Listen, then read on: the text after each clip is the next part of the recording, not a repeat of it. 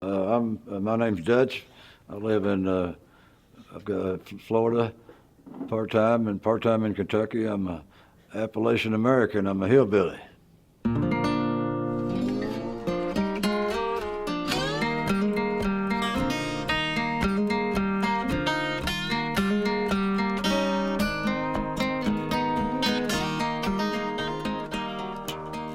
Uh, well, I grew up in the country, out on a farm.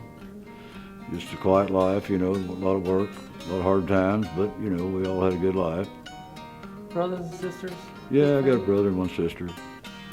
Yeah. Got my family left, they're about all gone.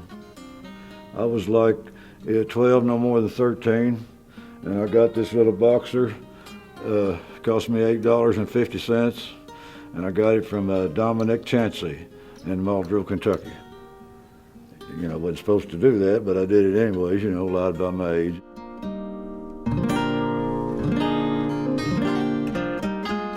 Hellcity Festival, yeah. So like I said last year, this is the coolest tattoo festival this side of hell. You can't get any better. I mean, the top artists are here. I mean, the quality's here, and if you're not good, you're not going to win. You better be good to win here. Let's put it that way. When you say that, then you say you've got good artists here. It's tops. It's tops. That's all I can say. It's just tops.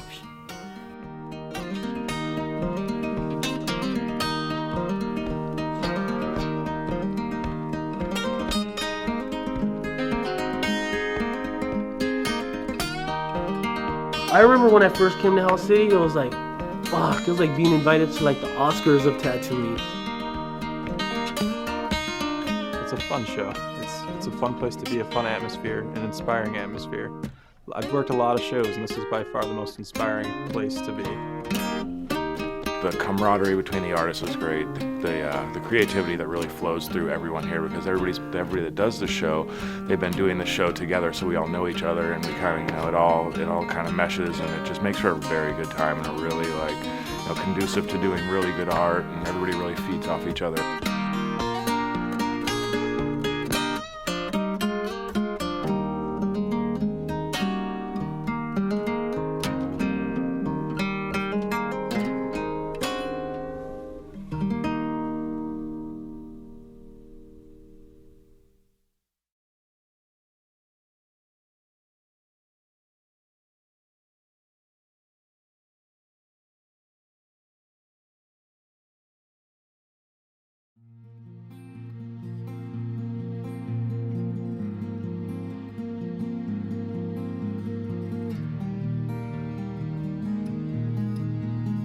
Tattooing is finally getting its place, through ignorance and through just Hollywood using tattooing in a negative light, and just all of it, and certainly there was bad people with tattoos, but there was good people with tattoos too, and but they would never promote the good tattooing that was being done, and now they do.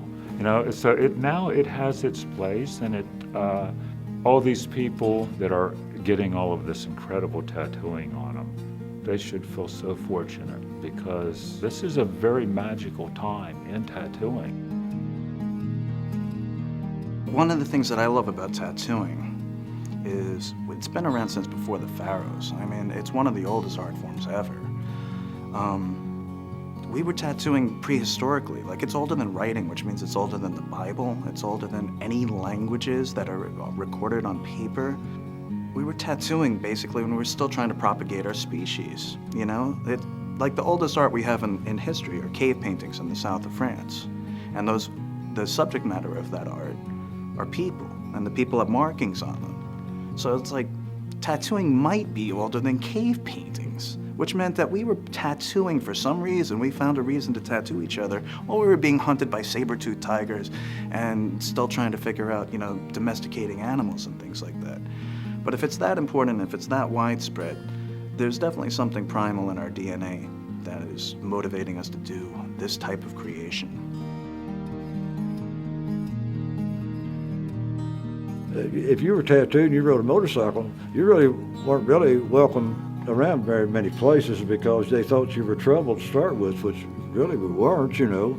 And then society, they would judge you, and you could, if you have a tattooed up, your appearance, which anybody knows, they'd hire somebody that wasn't tattooed before they would you, even though you could do the job better, you know. I mean, but myself, today, it's like we said before, I'm really welcome to see people accept tattooing in society, and Hell City's done a great job of promoting that. I mean, you know, my hat's off to them. You know, I mean, it's great. I think it's great, and I hope people stay that way.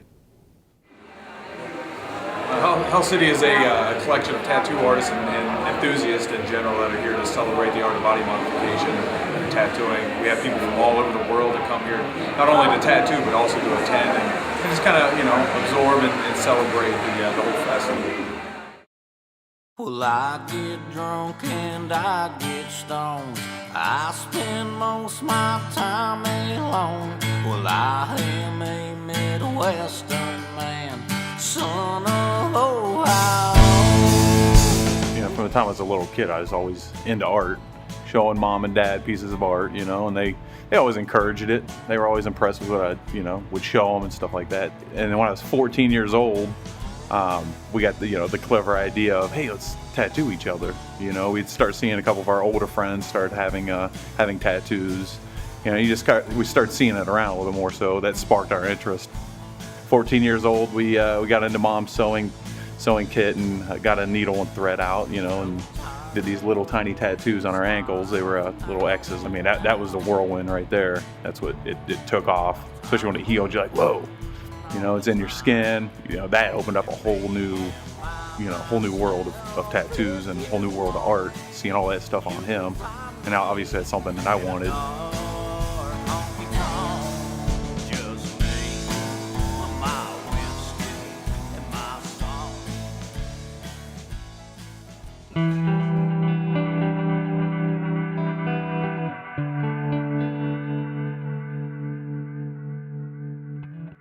I worked with Derb about 10 years ago, when Hell City first started. Was working for him at the time when he started to like get this idea of throwing a convention, and kind of like people were bitching about that they weren't getting out of conventions what they used to, like the tattoo tour. So Derb kind of, you know, had the idea that if nobody's doing it right, then maybe take control and fix the issue type of thing. So he, you know, thought he could build a better wheel, I guess. And did a good job.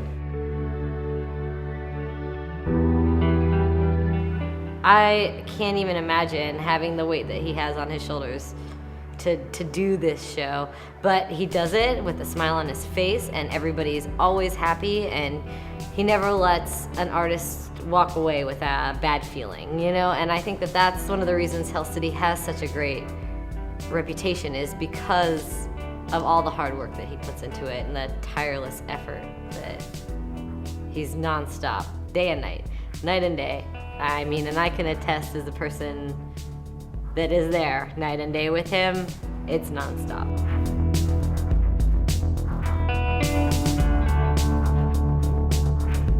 From the first convention, it definitely grew in popularity. Like, it is something, you know, a lot of conventions kind of like look up to as like he kind of set a standard in convention in America. You hear people talk about conventions, it's always comparative to Hell City. I guess probably one of the biggest like aspects of it is that he changed how people viewed conventions, and it's like something you're proud to work. Like, people are proud to go work at Hell City, whereas like there's other conventions you just go to work, but you know, it's like this, you're like, oh, I got accepted to like go work, you know, and there's like a waiting list, and kids are, you know, want to go work there because they feel like people they've looked up to have been there, and you know, they want that shot also. The changes in tattooing have when I got into it, it was kind of it was still kind of taboo, but it was just starting to grow, and now it's grown in leaps and bounds. I mean, it's not uncommon for to have 20 tattoo shops in a town. And it's unbelievable, you know, just the demographic of individuals getting tattooed nowadays. I mean, they go from young to old, you know, male and female. It doesn't matter. There's really no boundaries anymore. So from that perspective, it's just grown so much. And because of that, it's also brought in a ton more artists. And you've got more individuals now who don't necessarily want to be tattooers. They want to be tattoo artists, you know. So you've got individuals that have incredible talent, you know, incredible art knowledge, and they've picked up a machine and kind of run with it. My name is Megan Hoagland, and I own Mecca Tattoo in Mankato, Minnesota, and I've been tattooing about 16 years. When I first started tattooing, like, it was southern Minnesota. There were hardly any shops there. There were hardly any people with tattoos. Like, I remember my grandma showing me this picture a couple years before that, and she's like, Megan, look what she has. And she had a little tattoo right there. And she was like, just disgusted. And I'm like, whatever, it's a tattoo, who cares? And so when I started tattooing, like, and my mom said that, it made me think really hard about if this was something I wanted to get into. But after I started getting better and better, and she saw how much I loved it, and now it's like morphed into this insane industry where everyone's getting better and better, and it's like an art form. I do color and black and gray reproduction work, but I also do pretty much anything else under the sun. My style, I guess, is pinup and color. That's what I'm kind of known for. I don't know, 10, 12 years ago, I did a Betty Page pinup on a guy's chest, and it pretty much blew up after that. It's not stopped. That's all anybody wants from me, you know. And I really enjoy doing it. It's still challenging. I've been doing it for, you know, nonstop for like probably 12 years, 13 years. And it's still a challenge. Every tattoo is still a challenge. It's difficult. And I'm really lucky to have something like the pinup as being my style, because in my opinion, the pinup is timeless. It's as timeless as the Black Panther or the Mom Rose or any number of things. People will always have an appreciation for the female figure. And as far as tattoos are concerned, it's just an iconic image, and I don't think that'll ever get boring. Today's competitions are best traditional, most unusual, best new school, best Asian tattoo, and best sleeve. Best sleeve counts for your whole entire leg or your whole entire arm. If you got any questions, stop and see Dave, and watch this. We'll get you all signed up. It's $10 per entry per competition. Again, we're glad to have you all here. If you haven't had a chance, stop on the main stage, check out the setup at the podium desk. We've got some custom trophies that you can win these competitions. Our awards every year are custom. You know, Don Pendleton, famous skateboard designer, he's designed the trophies over the years. So people see those trophies and they really want to like get a fist fight for them, you know. So the competitions are pretty intense. There's a lot of badass work.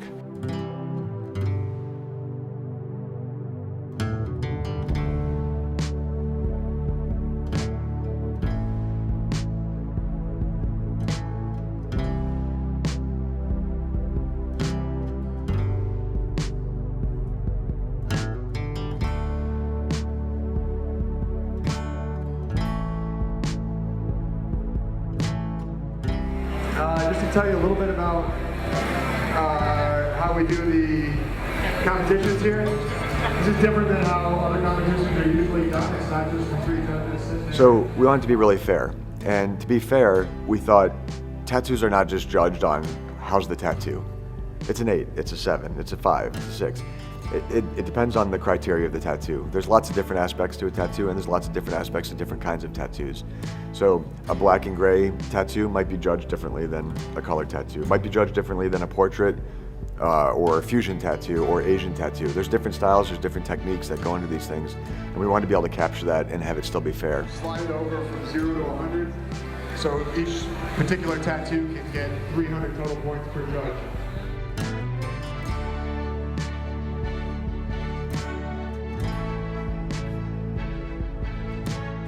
It's funny, one of the funny things that happened yesterday on stage is I'll ask people sometimes what the motivation was behind their tattoo, and a lot of times you hear, which always cracks me up. People get some amazingly large tattoos and they say, I don't know. But you know, skulls are a staple of the tattooing world.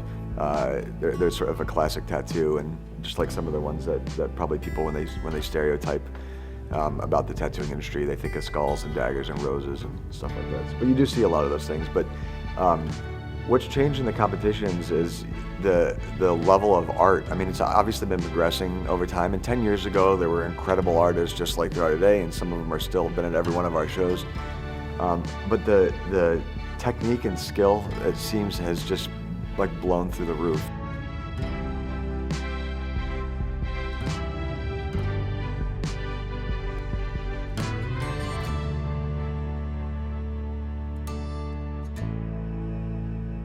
So the artistic skill on it, I tell people, just if you would just see some of the stuff that I see out there come up on stage, some of the talent blows my mind apart. Like it's unbelievable.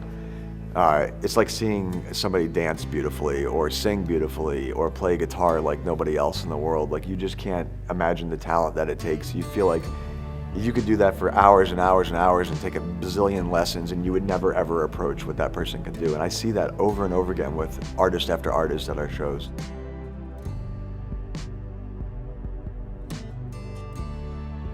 You know, I have to say that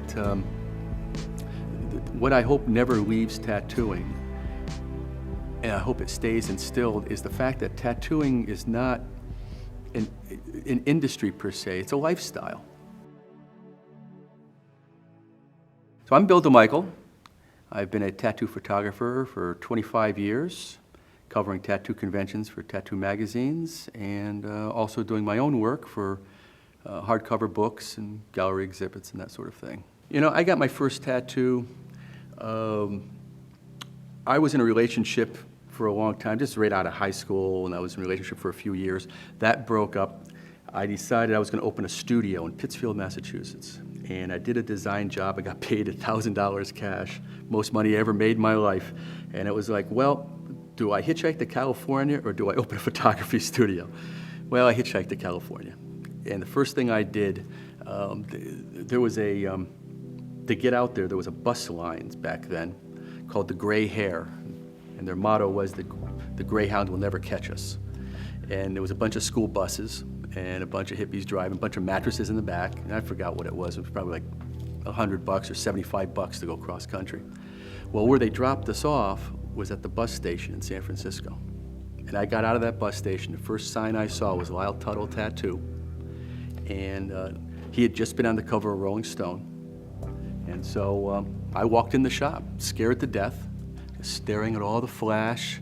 And I had like $40 in my pocket, and I trying to find a $40 tattoo, you know, and we could keep a little bit of money left over to get a hotel room or something. I forgot the exact amount I had, but I was budgeting $40. I remember that. And I got my first tattoo in 1976 at Lyle Tuttle's tattoo shop. Family, really. I got into tattooing because my dad was a tattooer and his father was a tattooer prior to that in the Navy, and it's just, it's stuck. It's stayed in my life. It's stayed in my realm to where even when I didn't want to do it, I was exposed to it or dealt with people that my dad had tattooed that were trying to get me to tattoo them because he wasn't available any longer at the time. And my grandfather, Harold France, he was a great guy. Actually, he passed away a year before I was born, so I say that in hopes that he was a great guy, I guess. A lot of people told me he was a really good guy. My grandmother's still alive, and she has never remarried and loves him to death still. And they married as soon as he got back to the States right after World War II. He had been in some of the Southeast Asian, skirmishes and brought back tattooing. He had seen it performed. He witnessed it on like the level of, hey, these guys are getting off a boat, getting a bunch of stuff picked in their arms or chest, and they're getting back on the boat. So you have to have some kind of foundation. When it comes to history, I think that is what instills the fact that it's a lifestyle. If you understand the lifestyle of the past, and it may, I don't know, some people may agree with the past, the history of tattooing. Some people may be embarrassed of it. I don't know. But that's the roots of what you're doing. And you have to respect it just by the fact that those roots got you to where you are, or at least gave you the opportunity for you to be what you are right now. So you have to have some respect for it. And I think by looking at it and understanding, I think it gives you an idea of the soul of the medium that you're working with. It's as simple as that. My grandfather came back. He was like from a heavy Catholic family that pretty much disowned him when he returned to the States. Like there was a portion of time period there where she's even told us that he didn't have any contact with his family. They were that strict against his whole approach to life after coming back from the military and bringing tattooing back that they just didn't want anything to do with him. He was cast aside to them. So he just did his own thing. He built his own family of friends and people that cared about him and what he did as a profession, and he tattooed all of them. Everybody that he knew that was his friend got tattooed by him, or they weren't really his friend. Tattooing's never going to go away. It's going to be here. It's been here from the beginning of time. It's going to stay here to the end of time. That's a given. But what it's going to look like and what it's going to be and how it's going to be appreciated, that you have control of. So I think that's really important. So I do think the tattoo history is, I think it's wonderful. I call tattooing a folk art of the world. That's my opinion, because in every culture, every civilization, there's been some form of tattooing. And there's been tattooing methods and techniques that have skipped around the globe, just like pyramids showing up in different parts, and no one knows how they got there, and similar imagery. It's the same thing with tattooing. And folk art is an art of a particular region. Tattooing is a folk art of the planet. That's my opinion of it.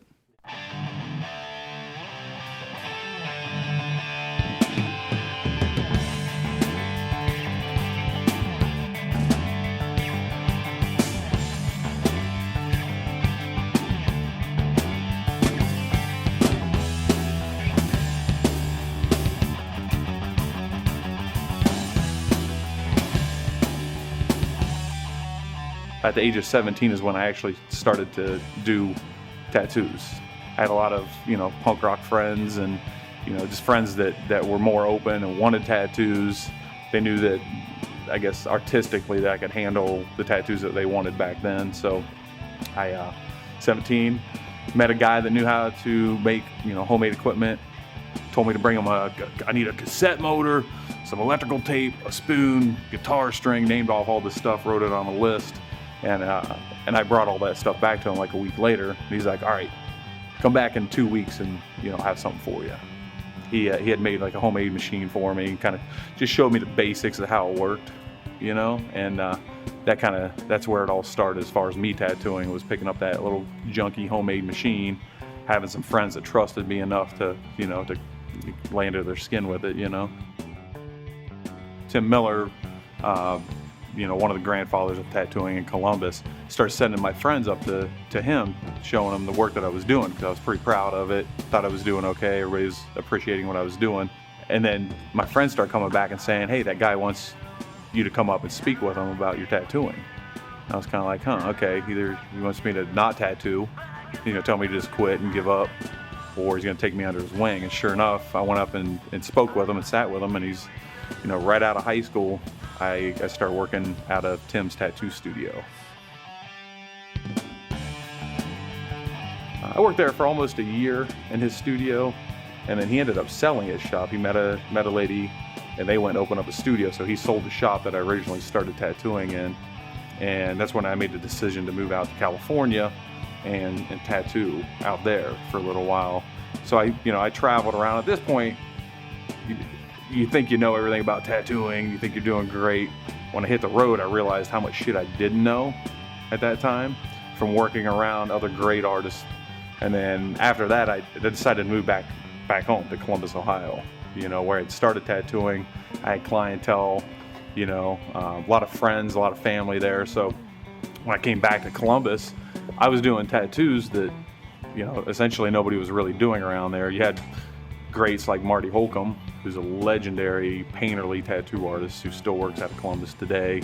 You had a few artists, but I brought back a lot of, younger, I guess, techniques, newer techniques that were, taught to me on the road and stuff like that. So that's when I opened up Stained Skin.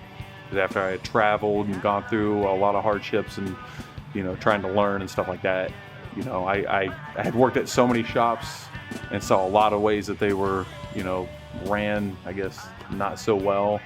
You know, whether it was, you know, cleanliness of the studio or customer service. You know, so when I came back and opened up Stained Skin, I applied all those things that I learned from the road, you know, and kind of sprouted a whole new style of tattoo studio in Columbus. You know, it was young kids that were hungry to do good tattoos. You know, we're doing artistic tattooing. We were hitting the streets all the time, so we were really spreading the word about tattoos and a whole new awareness for them. You know, and that's when it really took off. You know, and that's when Stained Skin became a household name with tattooing in Columbus. I worked at Stained Skin during, it was 98, 97, 98.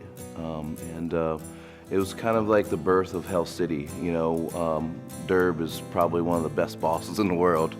You know, we were able to, you know, talk about artwork, and we were able to focus on artwork, and we all would brainstorm. I mean, because Gunnar and Phil Holt and Kat, we all worked at the same place, and you know, and that group of artists at that time was just amazing. You know, we didn't realize it then that we were, you know, working amongst people that are, you know, some of the best in the business now, and we all would strive to, you know, always, what are you doing? You know, what are you doing? And, you know, just feed off each other, and having that healthy, you know, tattooer, you know, artist, you know, vibe, you know, was very, very key. And that point of, you know, the late 90s was really, you know, was still another, you know, difficult era in tattooing, you know, because everybody had different styles. It was the new school era, you know, and Derb was doing a little bubbly fish, and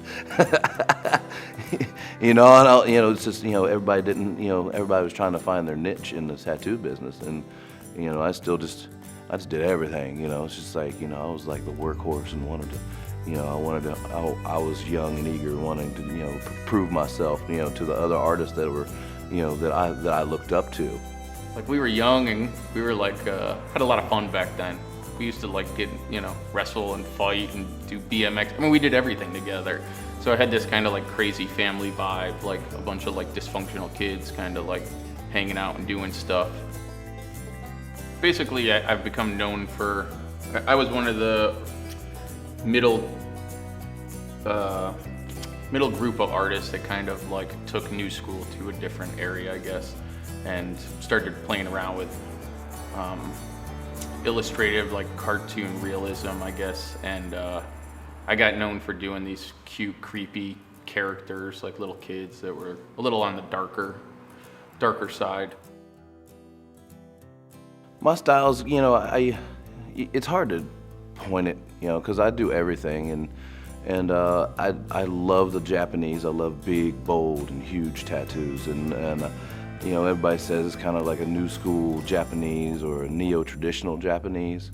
I just draw everything my way. You know, I use the traditional values and the traditional meanings, and just draw it all in the way that I draw it. We would all sit around and talk about, you know, conventions this or conventions that, and you know, and actually I worked at Stained Skin and did. I used to work at Fun City before in New York City with Jonathan Shaw before I worked for Derb, and I did the first New York City convention, which was like 16 years ago. It was crazy. It's like the 16th annual or something like that now. So it's just weird to, you know, think back of, you know, how many years it's been, you know, since, you know, we were younger and so eager to do different things in this business.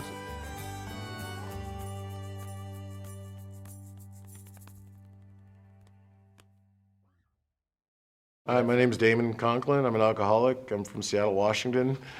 I own a tattoo shop there called Super Genius Tattoo. I've been going to conventions. Like the first 8 years of my career, I did like 20 shows a year for like 8 or 10 years and tattooed my ass off. Now I mostly just paint. I've been strictly oil painting for like 4 years, a little over 4 years. I'm in the fourth year of a process where I'm making 100 paintings a year for 5 years as a long series of studies so I can try to develop a confident oil painting hand. which has inevitably changed the way I tattoo and just done worlds of good for me as an artist. I tattooed early on a lot more like bold line, bold color, primary colors, And in painting, I feel like one of the biggest lessons painting teaches me as a whole artist is it teaches me the subtlety of color.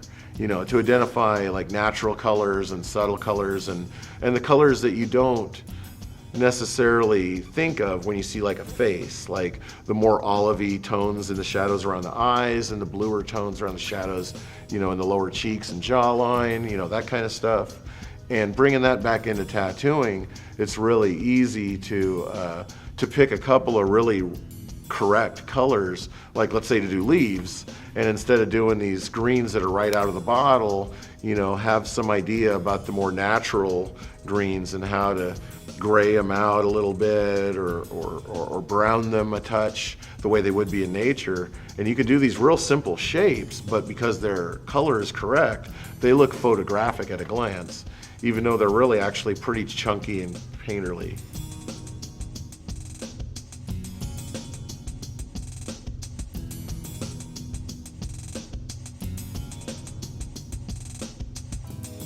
So bringing that into my tattooing is definitely, it's made, I think, my tattooing, it's given it a little bit of uniqueness, and not to mention just the ability to experiment wildly. I feel free to ruin paintings. 1 out of every 4 or 5 paintings is going to be crap, terrible, it's going to suck. But in that I got to experiment. And then I can bring what I learned back into tattooing and confidently do things that are a step ahead of what I did even a week ago. You hear people say, well, I don't like tattoos.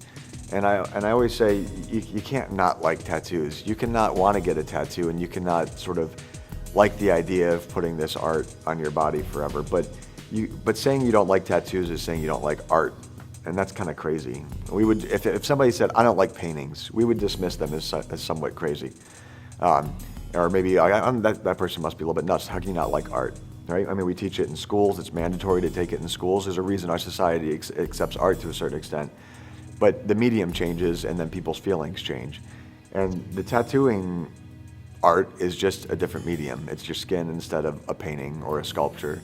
If you look even historically at Impressionism was once frowned down upon by the world outside. People were like, oh, that's crazy, why would you do such a thing? And then one day it becomes acceptable because more people like it.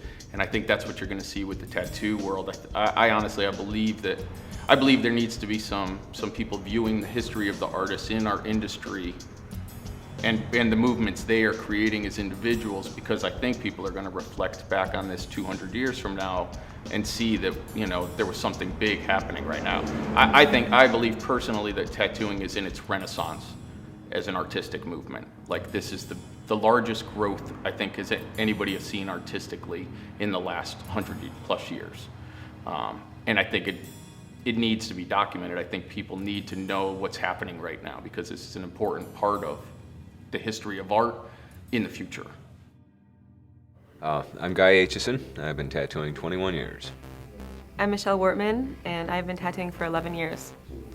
One of the reasons why we love the Hell City show is because Derb has been providing us with the space and the opportunity and the promotion to be able to try other things. Like last year we got 40 artists together to paint visionary art for the entire weekend instead of tattooing. So having opportunities to do that kind of thing has really allowed, I think, tattooists to explore more of what it means to be an artist.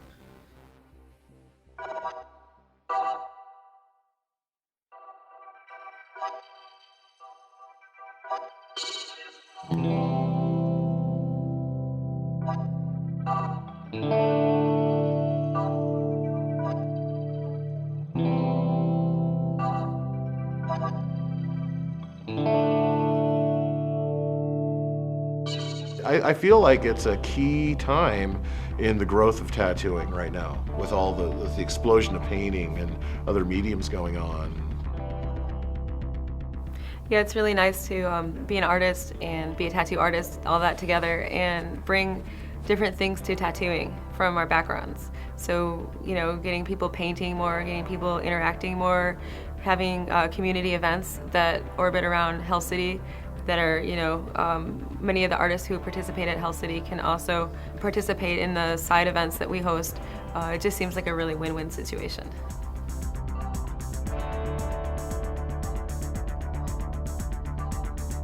We just want to push it as far as we can. We always want to invent new things and bring people together and push ourselves as artists and represent that tattoo artists are artists first.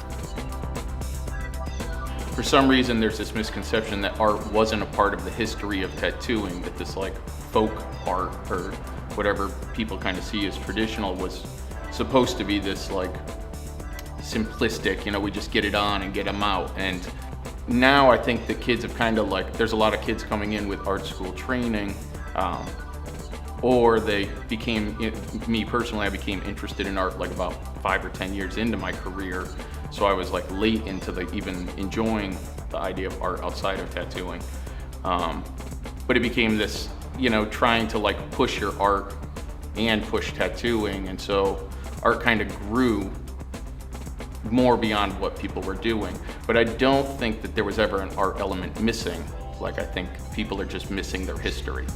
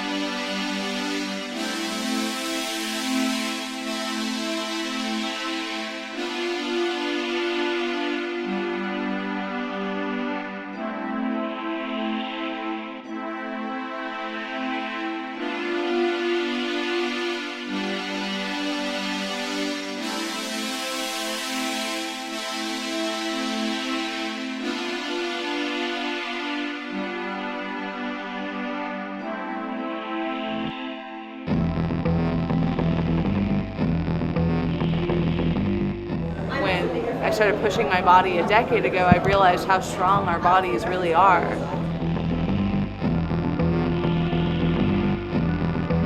I was still raised with all the same concepts that pain is bad. So it wasn't until I started enduring pain that I realized what I needed to do to get used to the pain and feel the pain.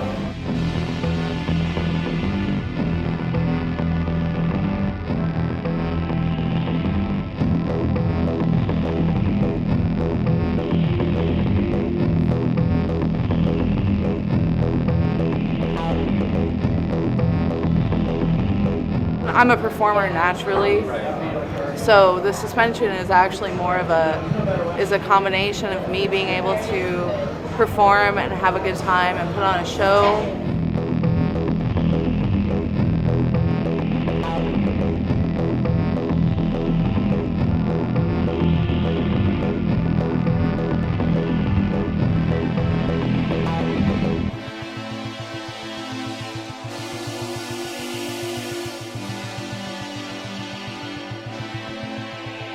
A lot of people assume that, you know, oh my goodness, look at them. They're so extreme. They must lead these extreme lives. It's just, we're normal. We're completely normal.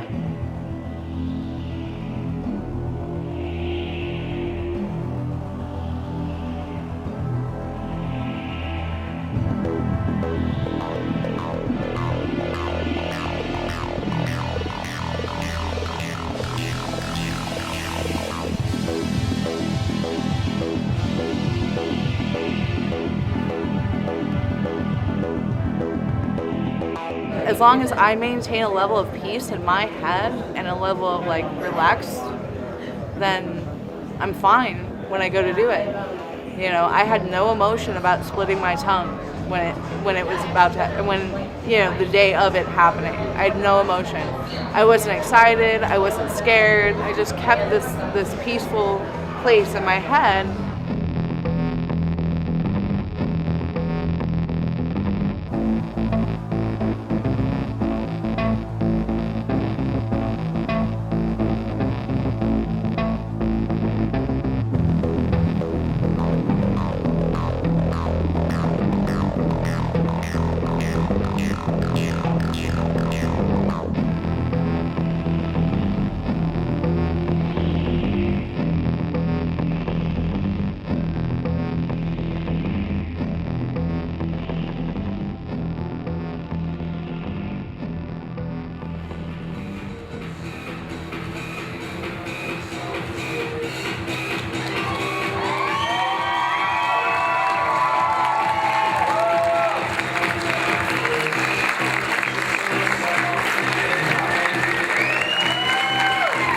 Make some noise, everybody.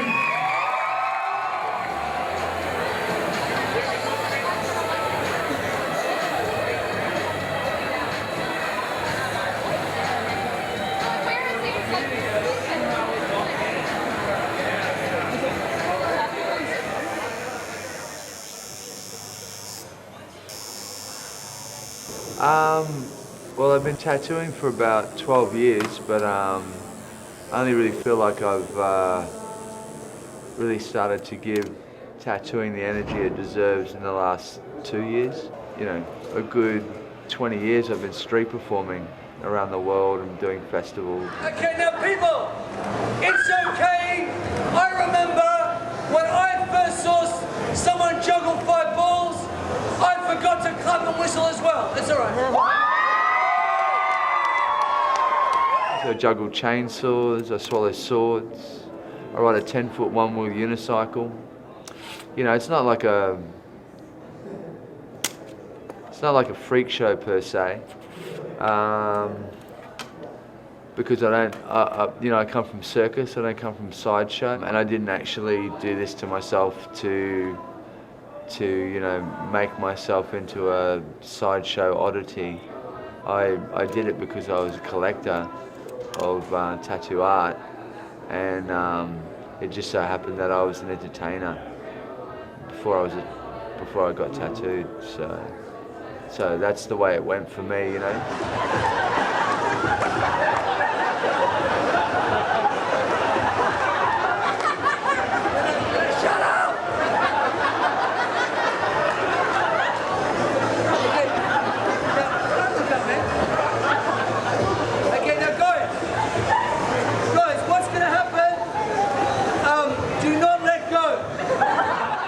A lot of other so-called entertainers in the industry do it the opposite way, which I don't necessarily think's a good way of doing it, because you've got to have a foundation first before you can just sort of, anyone can like tattoo themselves up, look like a sideshow oddity and do a few tricks that anybody can do. If you haven't had circus training and performance training and showmanship, been out there for however many years in some of the biggest and hardest street performing areas in the world, then you're not prepared for the tattoo audience. Now on a count of 3, you 4 guys, I want you to let go. Aaron, when you let go, tattoos embrace that form of expression of being able to sort of be who you are or who you want to be, It's not restraining in any way. So. All right, ladies and gentlemen, 3 dangerous objects. I'm the only person in the world that does this. In red pants. Here we go. All right, clap fast. It doesn't last long.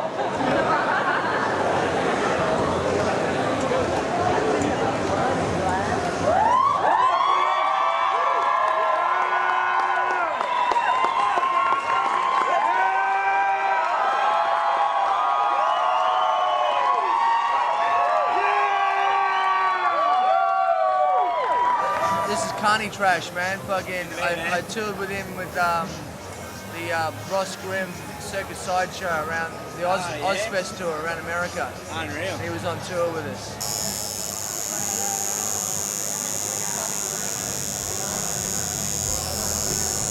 So, kids, stay at school, do your homework, listen to your mum, otherwise you'll end up like us two.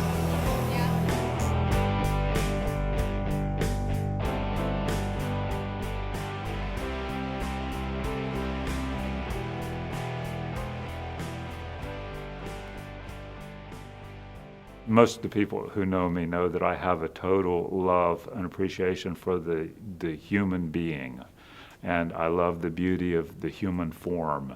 And, you know, there's all different kinds of people, and they all have their own beauty. And if a tattoo artist cares about their work, and if they have any kind of feelings at all about their work, it seems like it would reflect in the way that they treat people and everything. That's their canvas, you know? So it's really cool to have that experience, to meet all these different people and to be a part of their life. I've been tattooing since 1972. I did my first homemade tattoo in 1969. The very first tattoo artist that would take any interest in me at all was Stoney St. Clair. And I had taken in a big stack of drawings to show to Stoney. And he looked at them, looked all through them, and he said, "You'd make a good one. Come back tomorrow." Like that. And I came back the next day. And he just had me running errands and everything. But what was really strange is while I would sit there and talk to him, he was right across from the train station, and all these cars would pull up. And every once in a while, somebody would walk across to the tattoo shop just out of curiosity. And he would tell me, he would say, "That person's a carpenter. That person, I think that person's a plumber." And they'd be in the shop for a few minutes, and he would almost always would nail it. And I don't he just had studied people for so many years that I thought, what an ability. But he saw so much. And it was, you know, amazing to see that. It's like, wow. The average person, when they would see this guy, they would think, oh, he looks, you know, I don't want to say this, but some people would say, well, he looks dirty, you know, because it's, you know, his fingers were all tattooed and ink underneath all of his fingernails and all that kind of thing. But he was just an old tattooer, and that's what he knew. And but I always thought, if these people really knew the guy that was inside there, you know, he was a giant. I mean, in his way, he was like very perceptive of so many things.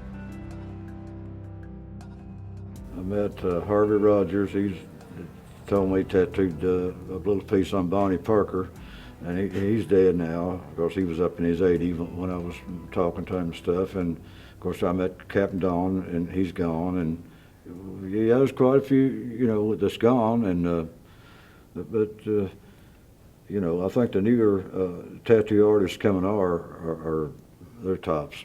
You can't. There's no comparison. They're just tops.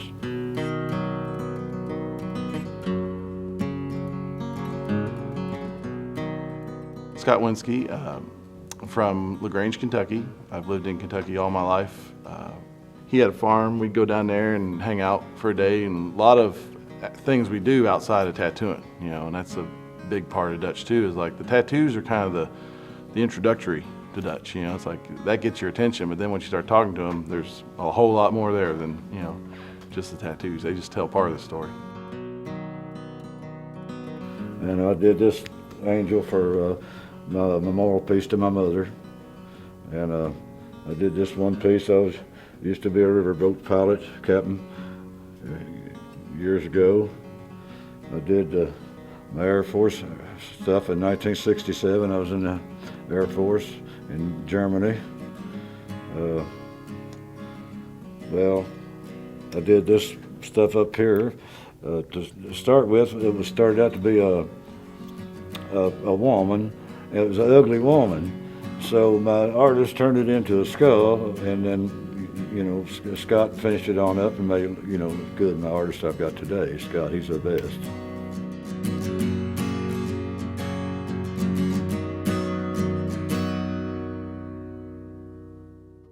I was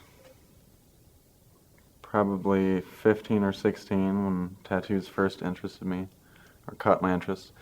And I guess it was just friends at school that had actually figured out how to do it themselves before I even had ever, I hadn't learned anything about tattooing or whatnot, or had no idea how it was done and that sort of thing. And one of my friends at school had done one on himself, and I was like really intrigued by that. I didn't realize that that could be done, or how that would be done. And so he like told me how he did it, and after that I was, I kind of experimented here and there. So I was like real young when I first started, but between the ages of 16 and maybe 20, I maybe hand poked 20 tattoos, nothing worth really mentioning all that much. But it did lead me to meeting people who were tattooers in my area that I ended up becoming friends with, and eventually that led to an apprenticeship, and that's basically what got me, started in tattooing. I'm definitely interested more than anything in the bioorganic field, or genre, I guess you would call it. And it's just because it's so infinite, and I can really be creative and really challenge myself every single time, and I never, as repetitive as sometimes it could get, you never really repeat anything. So you're always learning and you're always growing, and it's that kind of style that I'm really into because of the learning and challenge factor, because of the fact that I can't reach like my maximum potential in that. There is no max, you know what I mean? So I really like that about it, and it's kind of just infinitely twisting into, it's all stuff that's coming from inside your mind, like the inner state sort of thing that Guy and Michelle talk about.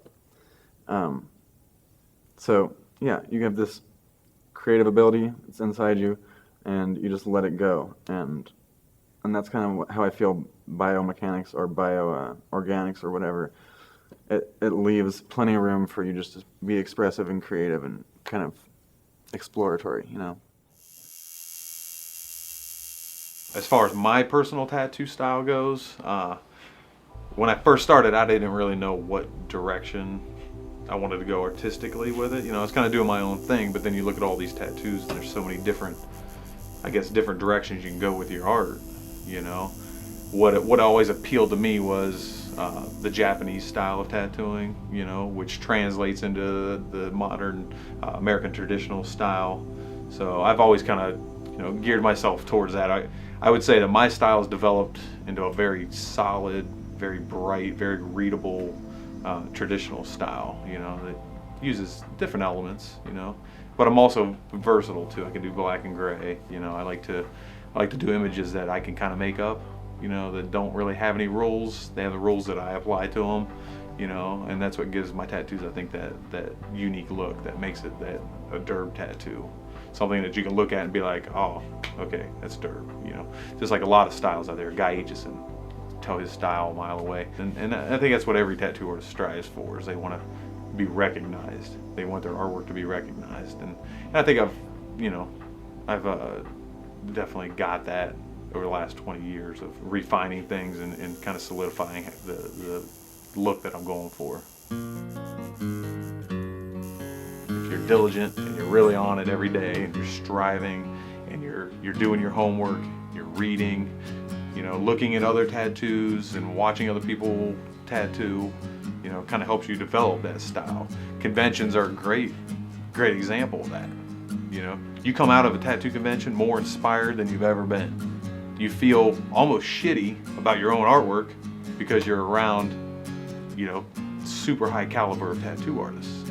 That makes you go home and just bust your ass and try harder to be the best you can. One thing about what Derb does it's good for our industry is that he puts the right group of people together. Like, he doesn't just randomly place artists. Obviously, he's been in the business a long time. He's friends with pretty much all of us that are here. So he's on a one-on-one level. So I think that's what makes Hell City even that much more better, because he's so personal with every artist that he's here. That's what kind of makes it the show that it is. That's what kind of makes it stand out from the other ones too.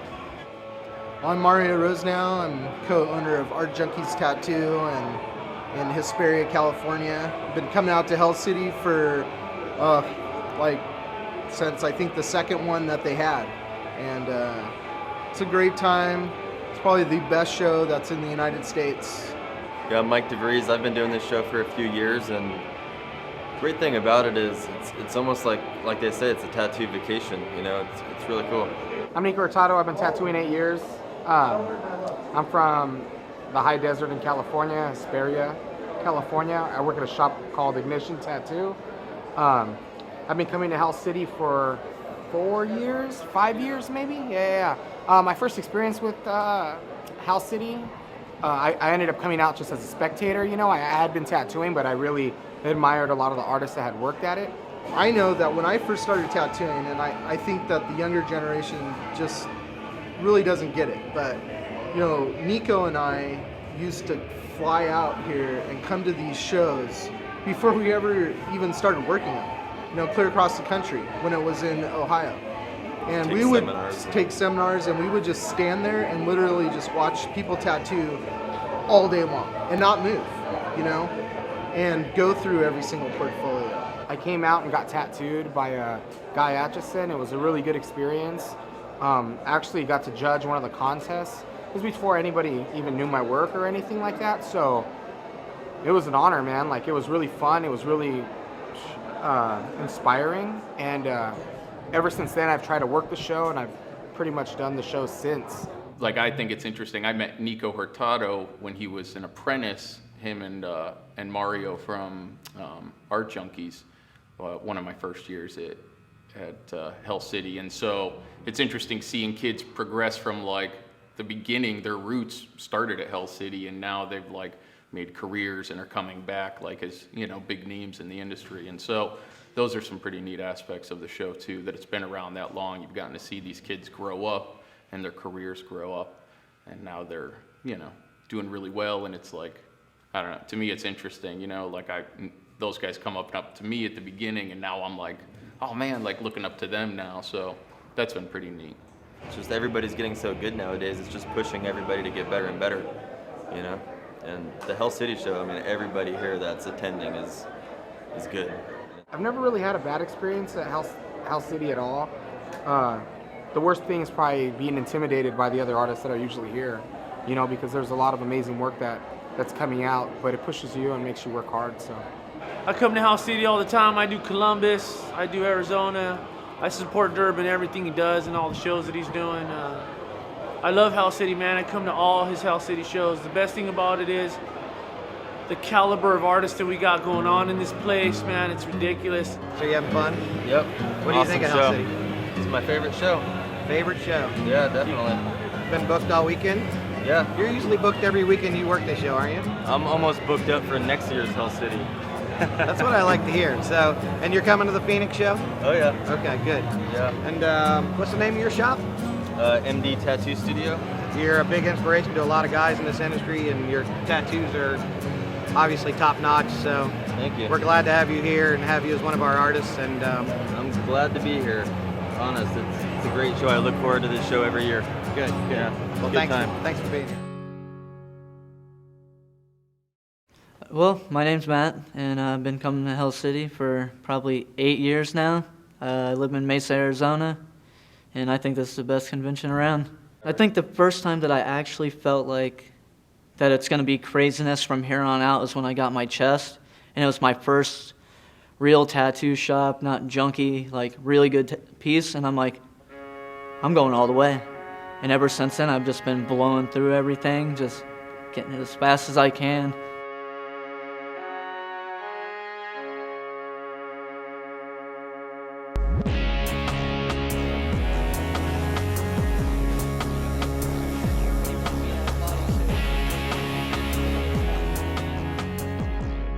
I remember getting to meet him for the first time in 2006 and thinking he was just like the sweetest guy ever. And you, looking at a kid like Matt, you would think he would be a certain way, or he'd just be this kind of like rough, rude, not very nice or humble or sweet guy, and he is.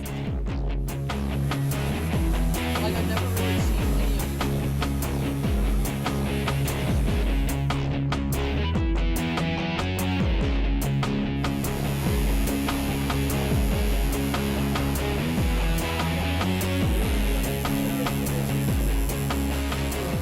Well, I'm a big fan of bio. That's why I took the bio from my arms to my head and to on my face, because I just love the free flowing and the big hooks and that organic look. This is why I did the bio for my head and face. And like, I love music like crazy. I've got Bleeding Through tattooed on my side. My chest is a heartogram. I love the band Him, and like, I just want it surrounded that organic bio.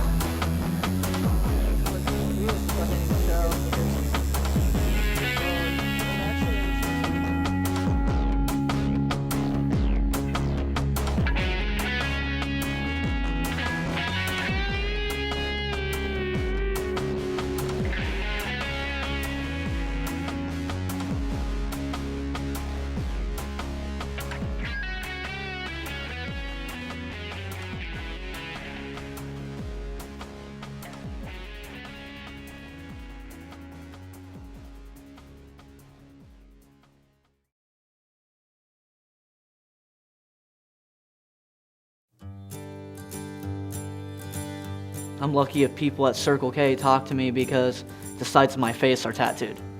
They won't even ring me up. They'll be like, ignore me, you know? And I don't deserve that. You're not normally accepted in the general public, and when you come to Hell City, no one's really judging you or looking at you in the sense of like, oh, you're weird for having your head tattooed, or oh, that piercing is strange on your face. And no one really asks you why you have those things like you get when you go elsewhere. This is the family right here. Everybody's so loving towards each other, you know? That's a great feeling to be able to come somewhere where you're wanted. That's one of those things, and it's like, yes, finally, you know, I'm not obsolete, like I'm with everyone else, and I'm in that pack where, hey, you're welcome here, come in.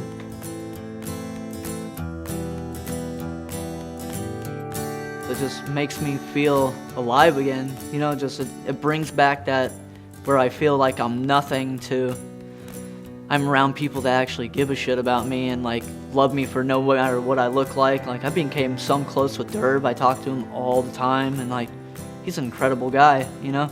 Alyssa, amazing photographer, and then became friends with you guys. Like, it's the best thing in the world to be able to come somewhere and you know you've got friends everywhere no matter where you go. There's nothing else to explain. It's perfect.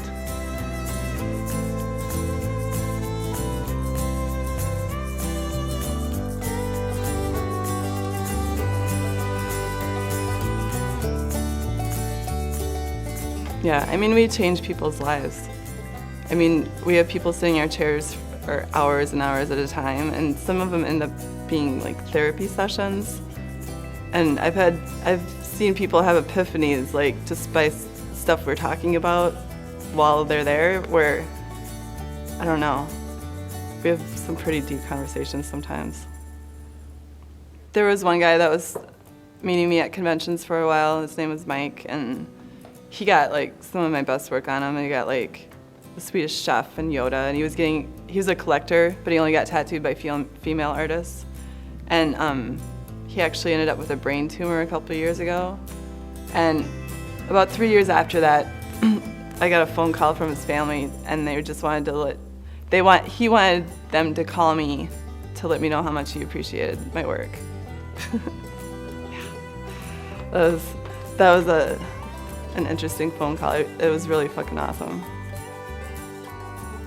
At this particular show, I had so many people that came up to me that told me how the work that I'd done on them like 25 years ago or 30 years ago, how and they would show me the designs. It was like, I'll never touch it. I love it, just the way it is, you know? And they're old, faded tattoos and everything, but it's like the experience was something, and it meant something to them. I don't think I would have the job that I have now, or the life, or the career, or any of the things that I cherish so much without tattooing. I wouldn't meet the people I've met. I wouldn't have the friends that I have. But I feel like being tattooed has changed my life. I'm just lucky.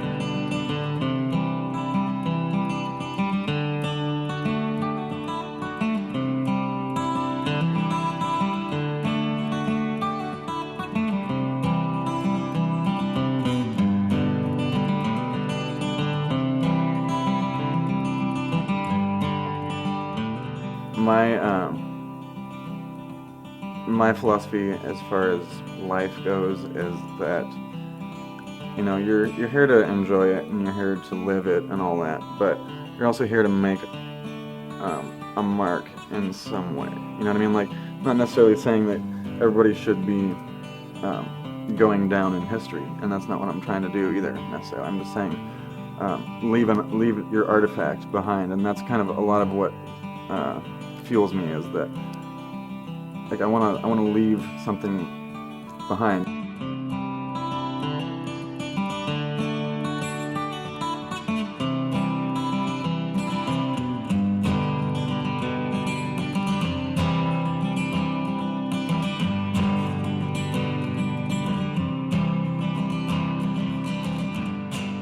I was always very concerned about not being the guy to cause trouble in tattooing, you know, to do everything that I can to carry this incredible art form on, and don't do anything to hurt it in any way. I don't know if I succeeded, but I did try. That was my goal.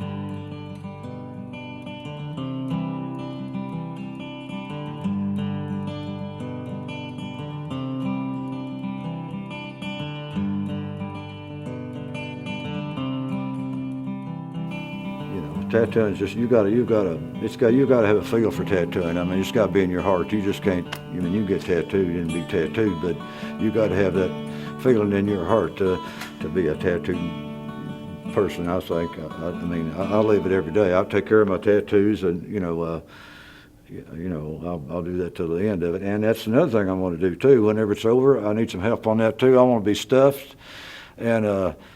I don't know how the legality parts are going to be about it, but that's my intentions. And people think I'm crazy for that, but well, it's not. That's a lot. I've got a lot of good art here, and I don't want to see it go to waste. I want to, preserve it.